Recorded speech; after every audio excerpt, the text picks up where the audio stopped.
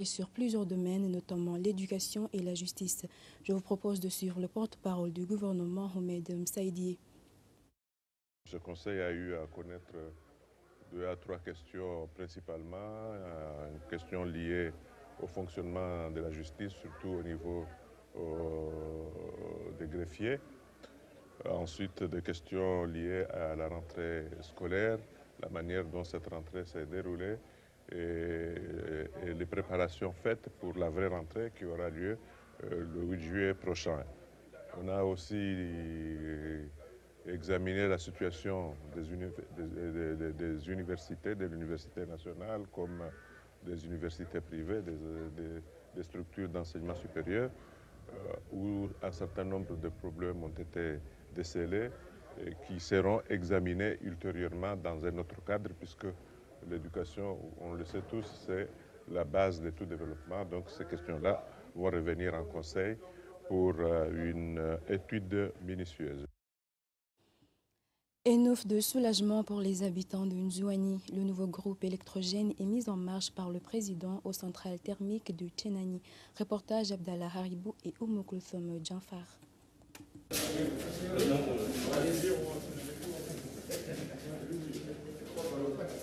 C'était aux environs de 18 h que le père de l'émergence a poussé le poussoir pour démarrer le nouveau groupe électrogène. Dans la salle technique, le président Azali était entouré de ses proches. La mise en marche de ce nouveau groupe est pour les Anjouanais une façon de combattre le délestage que l'île traverse il y a plus de 6 mois. Et le président lui-même a démarré ce groupe pour le mettre en service au réseau.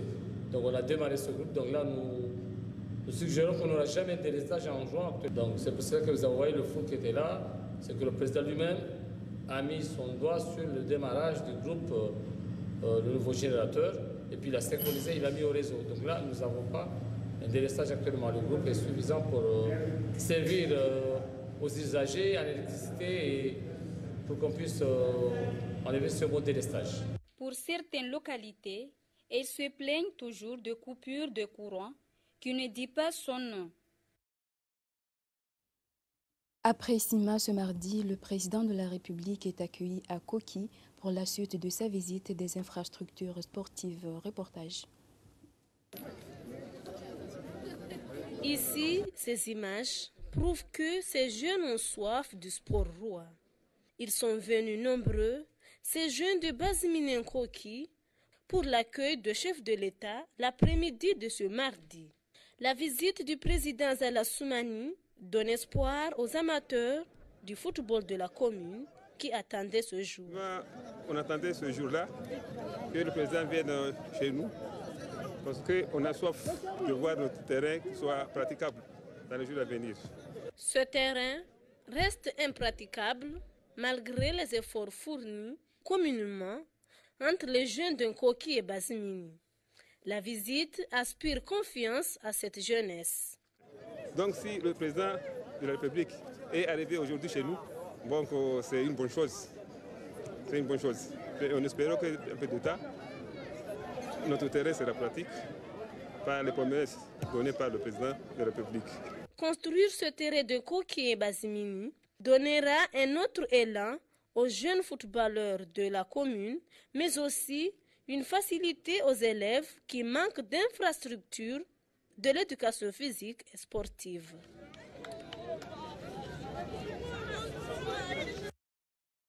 Page santé, les maladies mentales gagnent du terrain ces dernières années. Cette réalité touche beaucoup plus les jeunes.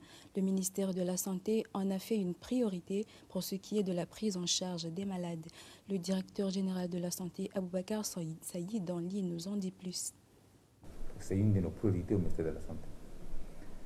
Parce que c'est bien défini dans la politique nationale de santé et c'est bien défini aussi dans notre plan national de développement sanitaire. Donc c'est une de nos priorités au ministère de la Santé, c'est de faire en sorte que se bat contre les maladies non transmissibles, parce que la santé mentale fait partie des maladies non transmissibles, mais et surtout les maladies liées aux maladies psychiatriques. Ce que nous avons constaté, nous avons 3 défis que nous devons relever. D'abord, c'est la méconnaissance des maladies mentales. Deuxième difficulté, c'est une difficulté technique administrative. chez nous actuellement, au niveau de l'Union, on n'a qu'un seul médecin spécialiste en psychiatrie, en santé de vision, santé mentale. Un seul médecin pour l'ensemble à peu près 800 000 habitants. Si on va en termes de ratio, oui, on peut dire que c'est... Mais c'est très difficile qu'un seul médecin spécialiste puisse vraiment gérer l'ensemble du pays. Donc nous sommes en train de voir comment le gouvernement et le ministère doivent se préparer justement pour envoyer des jeunes médecins au niveau des pays, des universités bien reconnus pour qu'ils puissent se former dans ce domaine. Même si on a des infirmiers, des paramédicaux qui sont formés dans la coopération régionale, qui sont aptes à prendre en charge ces patients, mais on n'a pas encore de médecins spécialisés dans ce domaine. Le grand problème, le troisième problème, c'est que beaucoup de nos collègues médecins ne s'intéressent pas beaucoup à cette pathologie. Ils disent que non, ce n'est pas intéressant. C'est pourquoi nous sommes en train de faire des sensibilisations auprès de nos collègues médecins pour qu'ils s'intéressent davantage à cette discipline qui est importante et qui a de l'avenir dans ce pays. Djadjoum Badjini s'est lancé le week-end dernier dans une campagne de sensibilisation pour lutter efficacement contre la propagation du Covid-19. Reportage en lien où Ayuba Abdallah et Ibrahim Mkawawo. C'est par la prise en considération des mesures barrières qu'ils ont procédé à cette cérémonie de remise de kits hygiéniques et fonds propres de la diaspora. À cette occasion, les femmes et hommes du village saluent cette initiative prise par l'ensemble de leur localité. Ces gens-là se sont sensibilisés pour nous aider afin de pouvoir nous sécuriser en nous envoyant de fortes sommes afin que nous puissions trouver les matières nécessaires pour la lutte contre cette pandémie.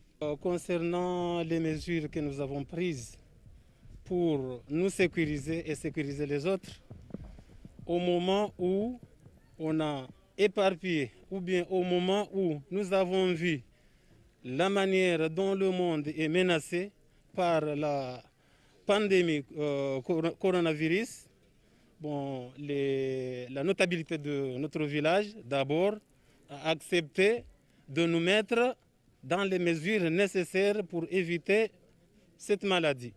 Depuis l'annonce de l'épidémie du coronavirus, un conseil du village a vu le jour pour sensibiliser les jeunes, dont certains ne croient toujours pas à l'existence de cette maladie jusqu'alors.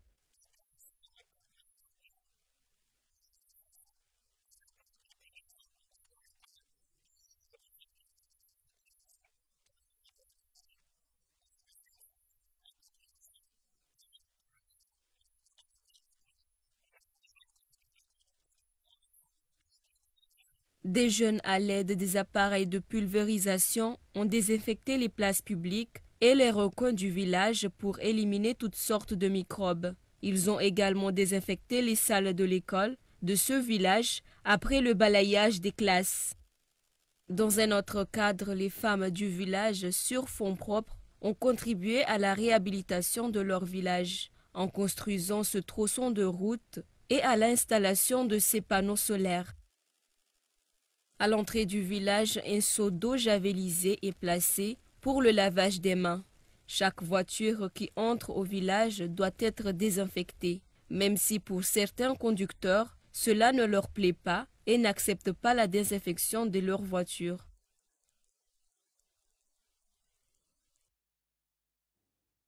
Les actions de lutte contre le Covid-19 se poursuivent à Moroni et Rangudjani, organisées par le comité local en charge de lutte contre la pandémie. Cette fois-ci, il était question d'une remise de savon aux différentes écoles environnantes pour le lavage des mains. Il s'agit là d'une des mesures barrières contre la maladie. Reportage Mohamed Hassan Swali et Hamida Achatamadi. La remise de ce don a été effectuée auprès des responsables des établissements publics et privés environnants à raison de 3 sacs de savon pour chaque établissement public et 2 pour chaque école privée.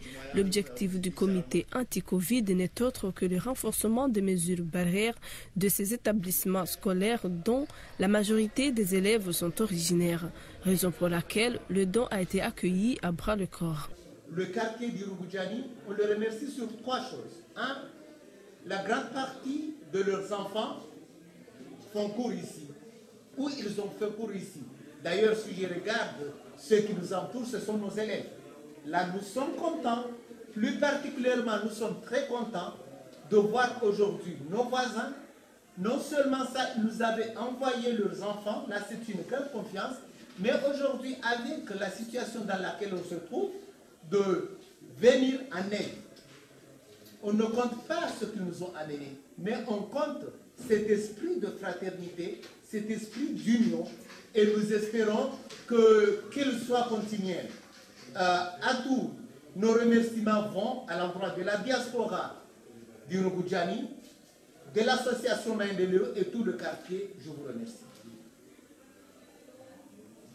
8 établissements scolaires et privés environnant le quartier Irungu-Djani ont été recensés pour bénéficier de ce don. Il s'agit de l'école primaire de Moueni, Moroni Application, le lycée Sedma Mechek, groupe scolaire Malaisie, Brentest, groupe scolaire Avenir et franco-arabe. Selon certains responsables de ces établissements, ce don est le premier geste du genre qu'ils auraient connu depuis la venue du coronavirus. La commission Stop Covid-19 de Mbéni a procédé ce mardi à la distribution des équipements dans les établissements scolaires de la commune de Hamahami, Nyumamsirou, en vue de lutter contre la propagation de cette maladie. Reportage Saïd Abdou Magaga et Salima Ahmada. Le lancement de cette distribution avait regroupé les responsables de la commission Stop Covid-19 de Mbéni, des notables et les amis de la commission. Les autorités régionales se sont réjouies de cette initiative qui va renforcer l'hygiène et la protection aussi bien des élèves qu'aux enseignants en cette période de pandémie. Je sais bien que grâce à eux qu'on est arrivé à cela parce que normalement la ville, ils sont vraiment conscients. Il sait bien qu'ils luttent contre une maladie qui est partout dans le monde. Il sait bien que la sécurité de chacun doit être prise.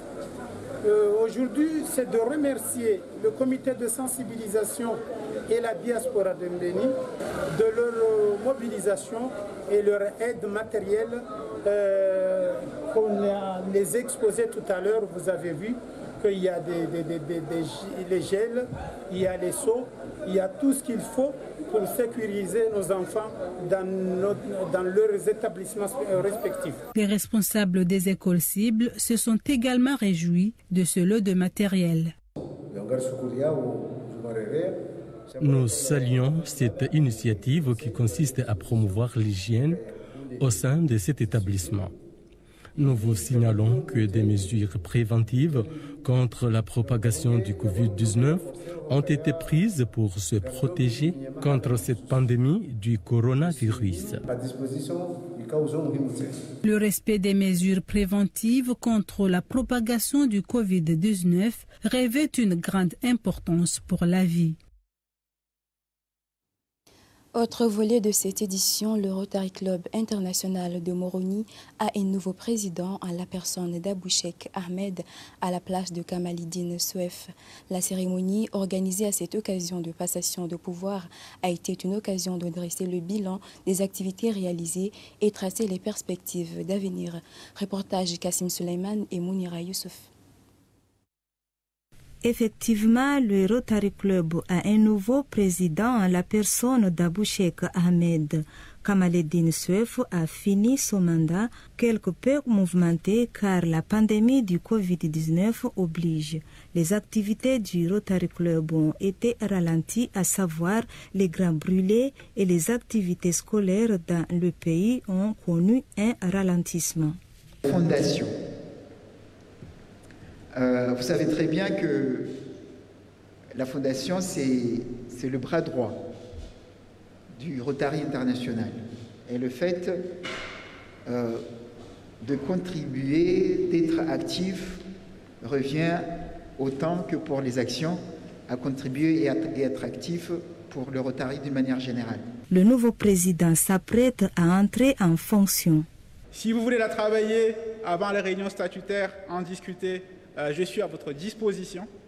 mais il est important que chacun puisse réfléchir à une ou à des actions qu'il souhaite que le Rotary Club puisse effectuer et qu'il en soit le porteur du projet. Je pense que j'ai dit tout ce qui était important à dire. Donc, comme vous le savez, le Rotary, c'est vous, avant que ça soit moi, mais c'est nous tous ensemble. Et je compte sur vous pour nous aider à faire de cette année rotarienne agréable. Rotary Club, fidèle à ses principes, compte relancer les actions en faveur des démunis.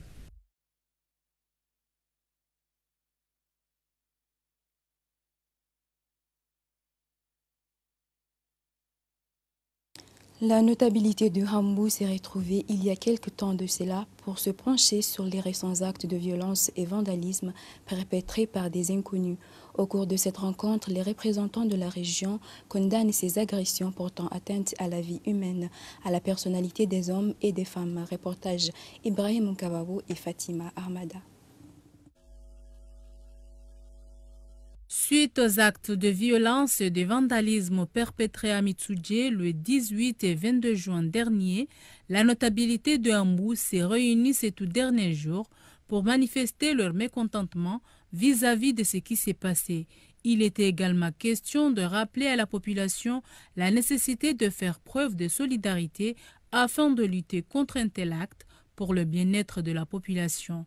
C'est dire que la notabilité de Hambou condamne fermement les violences et agressions qui portent atteinte à la population et que justice soit faite pour que de tels actes ne se reproduisent à jamais.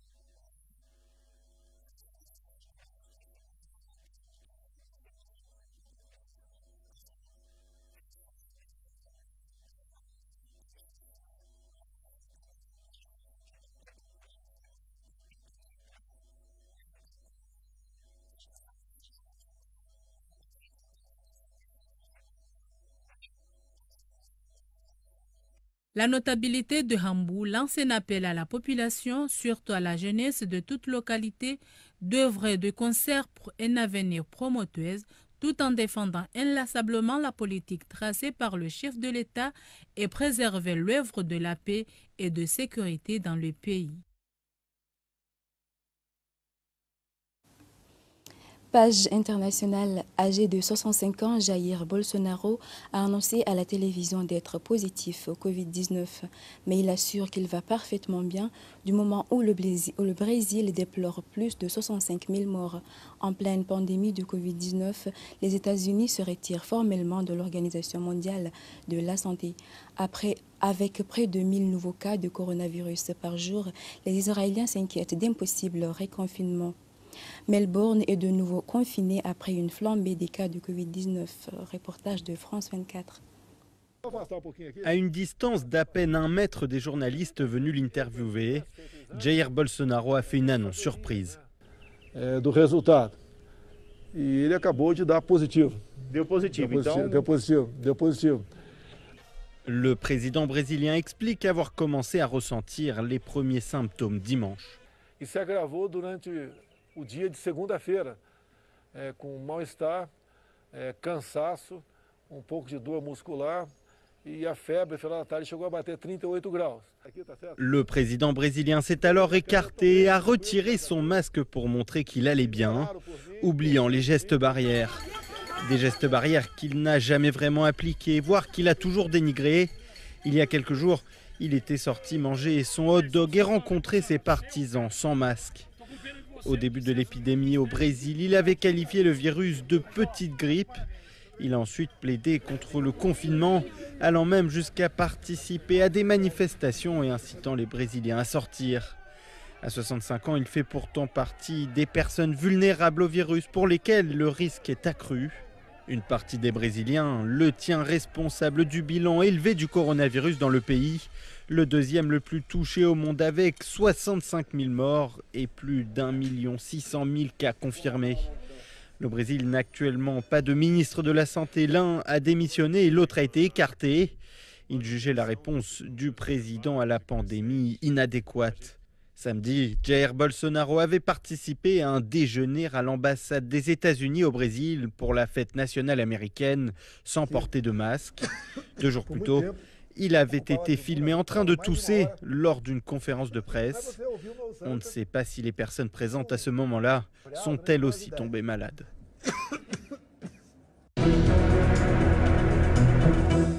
En pleine pandémie, les États-Unis se retirent formellement de l'Organisation mondiale de la santé.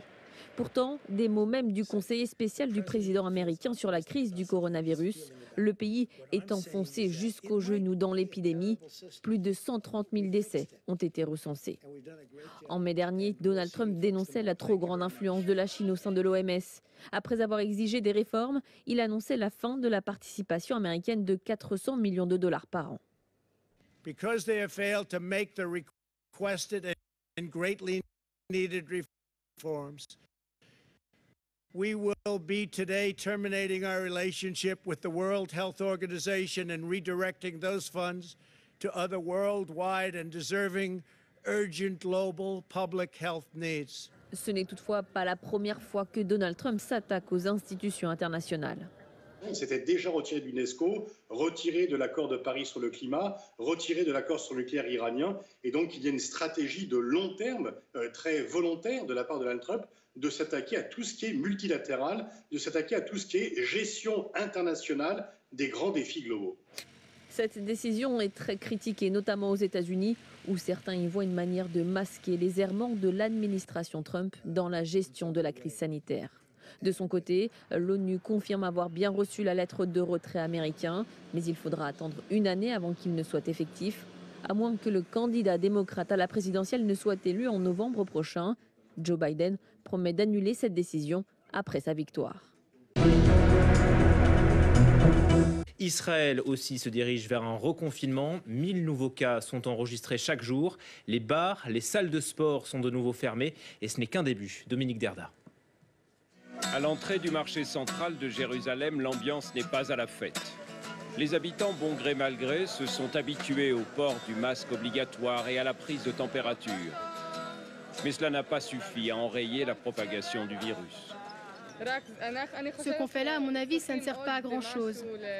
Il faudrait faire bien plus que ça pour que ça soit efficace. Plus de 1000 nouveaux cas de contamination par jour en Israël, un taux qui au nombre d'habitants se rapproche de celui des États-Unis, de quoi laisser perplexes les Israéliens. Le problème, c'est que personne ne comprend plus rien à ce qui se passe. Et je crois bien que ceux qui nous dirigent n'y comprennent rien non plus. Longtemps, Benjamin Netanyahou s'est enorgueilli d'avoir bien su anticiper l'épidémie. Désormais, le ton a changé. Nous sommes à 2 doigts de réimposer un confinement général, disait lundi le Premier ministre israélien, qui a ordonné la fermeture des salles de sport, des piscines, des boîtes de nuit et des bars, mais pas celle des restaurants. Ceux qui restent ouverts risquent fort malgré tout de bientôt devoir mettre la clé sous la porte. Les gens n'ont plus d'argent pour faire des courses et moins encore pour venir manger ici. L'atmosphère est vraiment très lourde. En quelques mois, le taux de chômage est passé de 4 à 21% de la population et beaucoup se sentent abandonnés face à la crise économique. Dans le monde entier, les gens reçoivent des aides de leur gouvernement. Et ici, on ne voit rien venir. Pourquoi ? Qu'on nous donne l'argent qui nous revient. C'est une honte pour notre pays. En Cisjordanie aussi, c'est l'inquiétude. Les autorités viennent de décréter un nouveau confinement massif. Elles craignent que le système de santé palestinien ne parvienne pas à faire face à un afflux massif de cas graves. Des policiers filtrent ce point de passage entre l'État de Victoria et la Nouvelle-Galles du Sud. Seuls certains déplacements pour des motifs d'urgence notamment sont autorisés. La frontière entre les 2 régions les plus peuplées du pays est provisoirement fermée. Les contrevenants sont passibles d'une amende équivalent à près de 7 000 € et risque même une peine de prison. Les autorités australiennes tentent d'endiguer la recrudescence des cas à Melbourne et dans son agglomération. Le Premier ministre a pris la parole, s'adressant particulièrement aux habitants de la deuxième ville du pays. C'est une demande difficile pour vous. C'est dur. Et cela vous mettra à l'épreuve. Et cela vous fatiguera. Mais vous l'avez déjà fait une fois et vous pourrez le refaire parce que vous l'avez prouvé. À Melbourne et dans la périphérie, le confinement qui va de nouveau entrer en vigueur la nuit prochaine s'annonce strict et il est censé durer 6 semaines. Espérant contenir la résurgence du virus dans l'état de Victoria, le gouvernement n'envisage pas pour l'instant d'instaurer de nouvelles mesures contraignantes dans l'ensemble du pays. C'est ainsi que prend fin cette édition. Nous vous rappelons les grandes lignes avant de prendre congé de vous. Stop Covid-19 de Mbéni au chevet des établissements scolaires de la région de Hamahami pour se protéger contre la propagation de cette maladie. Bilan et perspectives d'avenir le week-end dernier à Rotary Club de Moroni à l'occasion d'une cérémonie de passation de pouvoir entre Kamaledine Suef et Aboubakar Cheikh Ahmed. Merci de nous avoir suivis. À la prochaine.